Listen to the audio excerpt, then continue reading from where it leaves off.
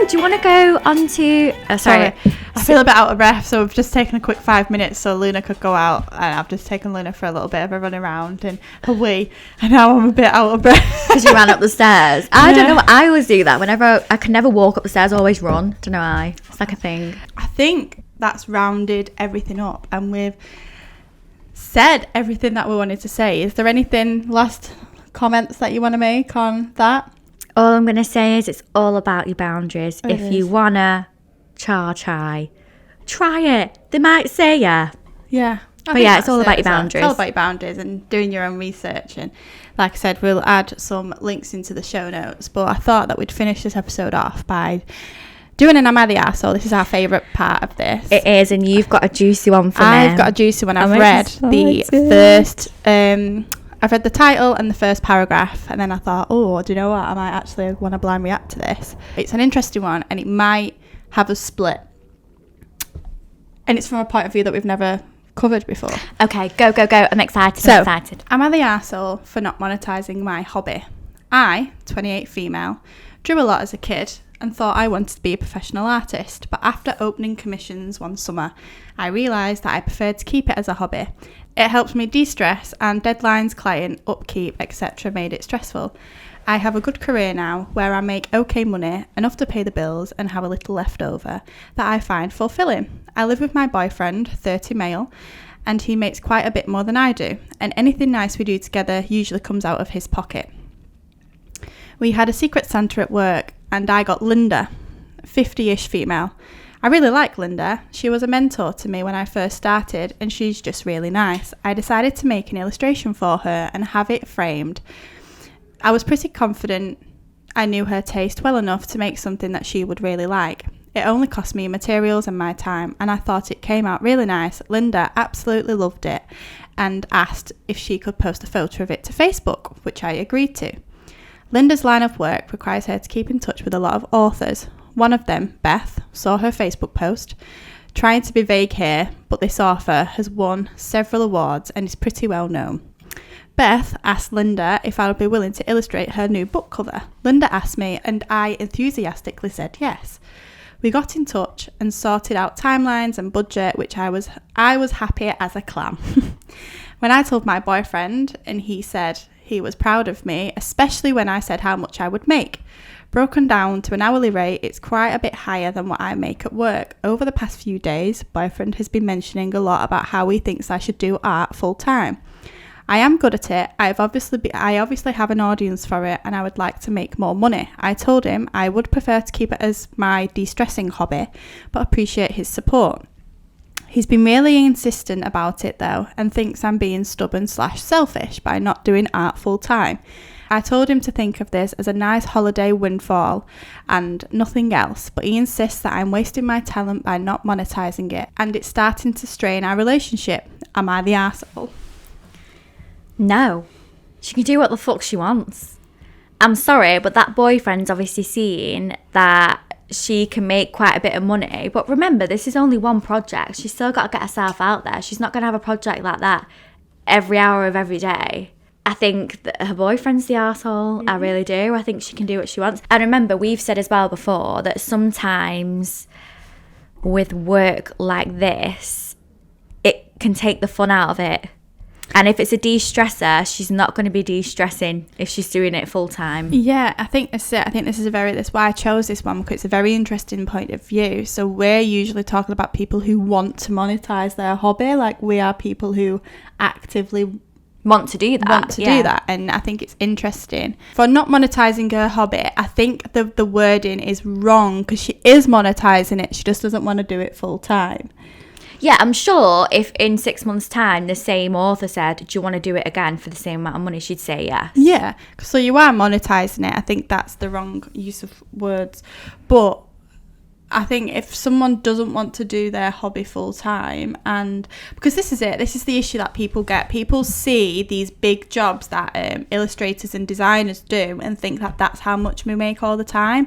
I'm going to be completely transparent now. I've had probably the worst 2 months out of the whole time I've been freelancing.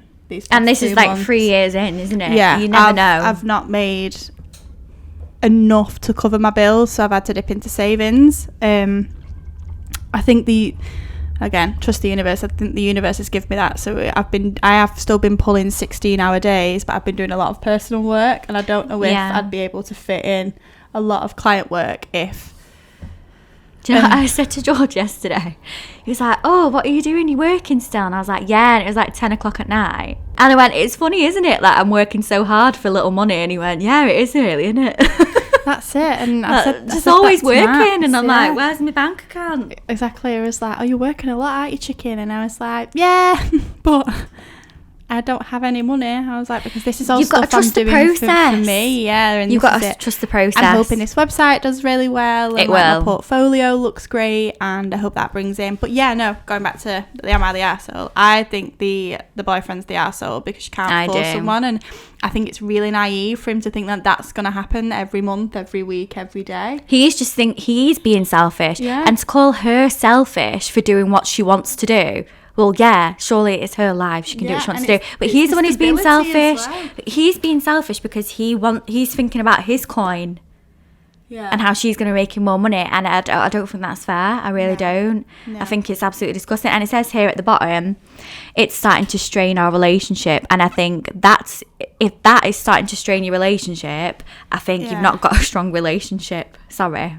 So someone's corrected, not the arsehole. Anytime you tell someone no and they continue, they're the arsehole. You need to be very firm with him and let him know how strongly his insistence is affecting you. If he isn't comfortable with the financial divide or needs help paying for things, then that's what needs to be separate. That needs to be a separate conversation.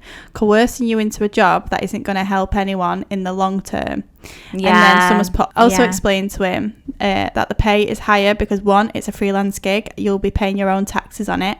2, you have to hustle for more freelance gigs, and they are typically long stretches of no work in between higher paying gigs. 3, you have to pay for your own health insurance. So this is America. You have to pay for your own health insurance. Oh God, yeah. 4, you wouldn't actually be making more money. Your take home would most likely be less for a long time. This gig was a windfall. Enjoy it, but don't let your boyfriend expect life of a freelance artist will be easy. Because it's not. And do you know what? Everything that he's just said there is everything that we were saying. Yeah. They've put, this right here. When you freelance, you might make a month's pay in a week, and then you might not have work for another 2 months. I think that is something that's definitely happening to me. Like, I remember 1 month I made maybe like 4 or 5 grand in 1 month, and it was amazing. But then the month after that, I made 500 quid. So it like ebbs and flows. Yeah. And then someone else put, not the arsehole, 1 commission does not guarantee you a full time of work. It's stressful and means uneven income streams. Your boyfriend is seeing a cash cow for him and is being very selfish. That is a red flag. It is a red flag. I might go on their account and see what they've actually they've only responded to 1. What have they said? 1 comment. Someone's put, info, are you making ends meet with your current job? Well, she did say that. Yeah, she says, yes, we split utilities, rent, etc. evenly. He is able to save and spend more on what he wants than I can, but we live comfortably on our combined incomes. This is something, obviously, a little bit kind of off topic, but not really. What's your view on this? So, if you bring in, let's just say, easy maths, 10k a year. George brings in 40k a year. Should your bills be split 50-50? Or... Well, I'll tell you our situation. Yeah. So we split bills, rent, etc. evenly, even though my take-home pay is probably half of his. But then he pays for all the food. So we get Gusto, which didn't arrive yesterday. I need to email them. So we get Gusto, which is about £200 a month, and he puts an extra £200 a month in the joint account to pay for that. And if we ever go out for meals, he'll always pay, unless I'm like, oh, let me treat you, which I hate. But it's not because he's a man. It's because I'm earning a lot less. But back in the day, so when he was doing his teacher training, we moved in with each other. And I was on maybe like 21,000. I think rent was only like 500 quid or something. So it wasn't that expensive.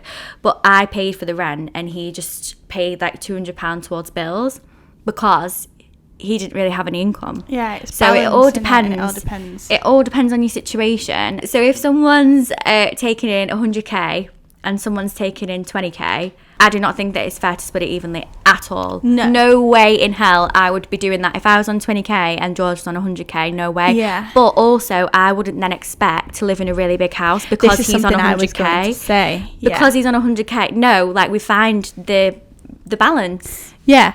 And yeah, this is something that you find something that the person who is earning less can afford.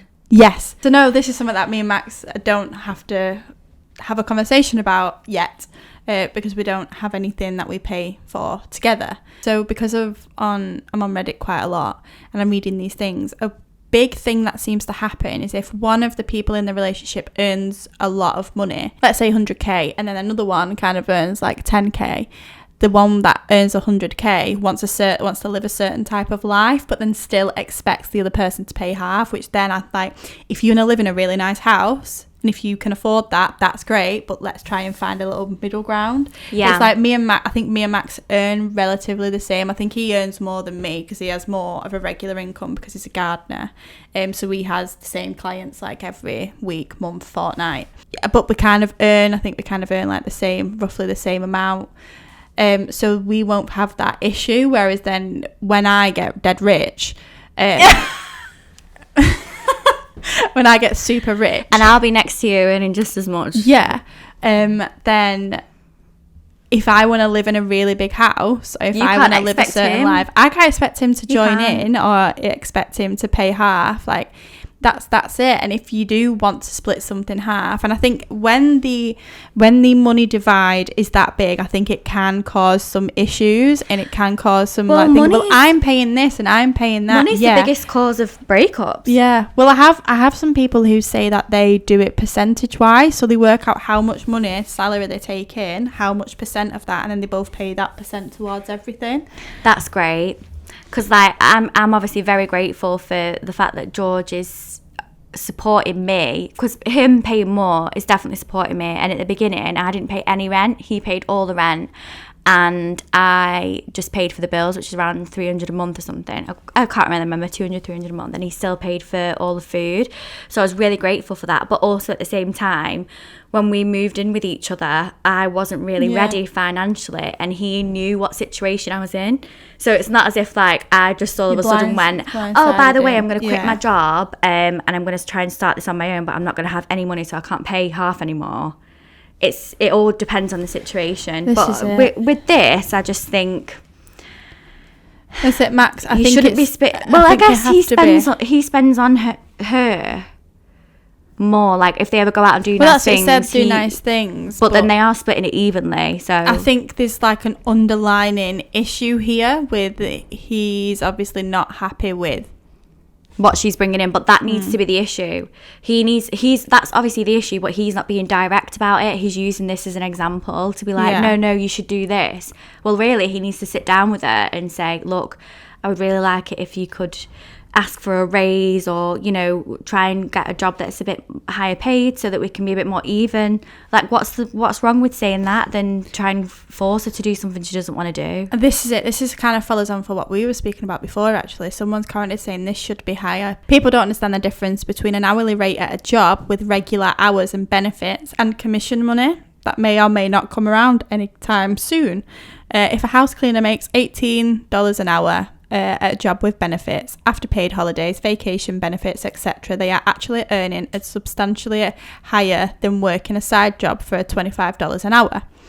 Because of the side job, there are no benefits, you don't get paid for travel time, and maybe you have to provide your own cleaning supplies. I think that's it. That follows on from what we were saying today about, £15 sounds like a lot of money in grand scheme of things, because it's double minimum wage, but I have to pay for my job.